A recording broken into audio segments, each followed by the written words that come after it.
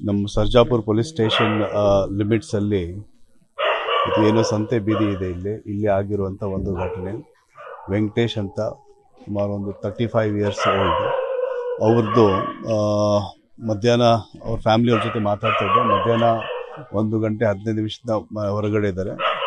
ಚಿಕ್ಕ ಒಂದು real estate agent ಅಥವಾ ಬೇರೆ ಯಾವುದೋ ಕೆಲಸ ಮಾಡ್ತಿದ್ದಾರೆ ಅಂತ ಅವ್ರು ಹೇಳ್ತಾರೆ. ಆ ಪ್ರಕಾರ ಅವರು 9:15 ಲಾಸ್ಟ್ ಫೋನ್ ಕಾಲ್ ಮಾಡ್ತಾರೆ, ಬರ್ತಾ ಇದ್ದೀವಿ ಅಂತ ತಿಳ್ಕೊಂಡ್ಬಿಟ್ಟು ಮನೆ ಹತ್ರ.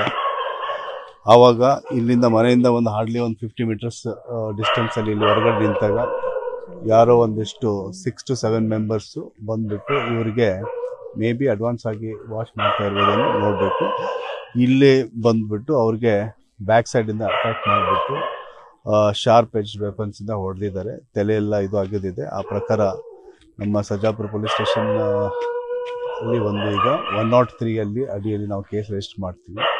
ಮಾಡಿಬಿಟ್ಟು ಫರ್ದರ್ ಇದರ ಹಿಂದೆ ಯಾರಿದ್ದಾರೆ ಮತ್ತು ಇದರಲ್ಲಿ ಏನು ಇಶ್ಯೂಸ್ ಇದ್ದಾವೆ ಅದನ್ನೆಲ್ಲನೂ ಕೂಡ ಅತ್ಯಂತ ದೀರ್ಘವಾಗಿ ಅದನ್ನು ತನಿಖೆಯನ್ನು ನಾವು ಮಾಡಿ ಆದಷ್ಟು ಬೇಗ ಇದರಲ್ಲಿ ಯಾರು ಭಾಗಿಯಾಗಿದ್ದಾರೆ ಪ್ರತಿಯೊಬ್ಬರಿಗೂ ಕೂಡ ನಾವು ಅದನ್ನು ಸೆಕ್ಯೂರ್ ಮಾಡ್ತೀವಿ. ವೆಂಕಟೇಶ್ ಹಿನ್ನೆಲೆ ಇಲ್ಲ ಸರ್, ಈಗ ಮಾಜಿ RS ಈಗ ಇವಾಗಷ್ಟು ನಾವು ಚೆಕ್ ಮಾಡ್ತಾ ಇದ್ದೀವಿ. ಇವ್ರದ್ದು ಏನು ಹಿನ್ನೆಲೆ ಇದೆ, ಇವ್ರದ್ದೇನು ಹಿಂದೆ ಒಂದು 2013 ಏನೋ ಒಂದು ಹರ್ಟ್ ಕೇಸಲ್ಲಿ ಒಂದು ರೌಡಿ ಶೀಟರ್ ಓಪನ್ ಆಗಿತ್ತು. ಅದಾದ ನಂತರ ಫರ್ದರ್ ಅದನ್ನು ನಮ್ಮ ಸ್ಟೇಷನಲ್ಲಿ ಅದು ಕ್ಲೋಸ್ ಮಾಡಿದ್ದಾಗಿದೆಯಾ ಏನು ಅದನ್ನು ಕೂಡ ಚೆಕ್ ಮಾಡ್ತಾ ಇದ್ದೀವಿ. ಹಿನ್ನೆಲೆ ಅಷ್ಟೇ ಆವಾಗ ಏನೋ ಒಂದು 10 ಇಯರ್ಸ್ ಬ್ಯಾಕ್ ಒಂದೇನು ಇತಿಹಾಸದಲ್ಲಿ ಅವ್ರಿಗೊಂದು ಹರ್ಟ್ ಕೇಸಲ್ಲಿ ಅವ್ರಿಗೆ ರೌಡಿ ಶೀಟ್ ಓಪನ್ ಮಾಡಿದ್ದಿದೆ.